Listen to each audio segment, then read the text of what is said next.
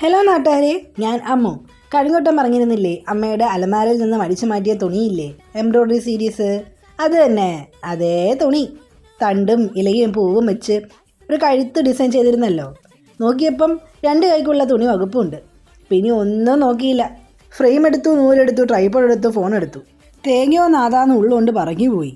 എവിടെയോ എന്തോ ഒരു തകരാറ് പോലെ. ഒന്നും അങ്ങോട്ട് ശരിയാകുന്നില്ല. ട്രൈപോഡ് വീഴുന്നു, ആംഗിള് ശരിയാകുന്നില്ല.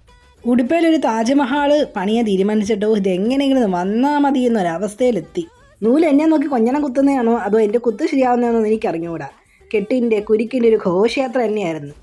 കുത്തുന്നു, ശരിയാകുന്നില്ല, കുത്തുന്നു, വീണ്ടും കുത്തുന്നു, വീണ്ടും കുത്തുന്നു. കുറച്ച് നേരം കൊണ്ട് ഇത് തന്നെ എനിക്ക് പരിപാടി. ഇതിനൊരു അന്ത്യമില്ലെന്ന് ചോദിച്ചു പോയി. ഹാവ്, സമാധാനമായി. അങ്ങനെ ലാസ്റ്റ് കുത്തി അവസാനം കുത്ത് അങ്ങോട്ട് റെഡിയായി. അപ്പോൾ നമുക്ക് നമ്മുടെ റിംഗ് നോട്ട് ഫ്ലവർ കിട്ടി. അത് നല്ല ഗോൾഡൻ കളറിൽ. അങ്ങനെ കുറേ നേരം കുത്തി എടുത്താൽ നമ്മുടെ കിട്ടിയ ഫൈൻ ഔട്ട്പുട്ട് ഇതാണ്. നിങ്ങൾക്ക് ഇഷ്ടപ്പെട്ടോ? എനിക്ക് ഒരുപാട് ഇഷ്ടപ്പെട്ടു കേട്ടോ എന്തായാലും. അപ്പോൾ ഗായ്സ്, റിംഗ് നോട്ട് ഫ്ലവർ എങ്ങനെ ചെയ്യുമ്പോൾ ശ്രദ്ധിക്കേണ്ട കാര്യങ്ങൾ എന്തൊക്കെയാണെന്നുള്ളതും താഴെയുള്ള വീഡിയോയിൽ കൊടുത്തേക്കാം. അപ്പോൾ ശരി, പിന്നെ കാണാം. ടാറ്റാ.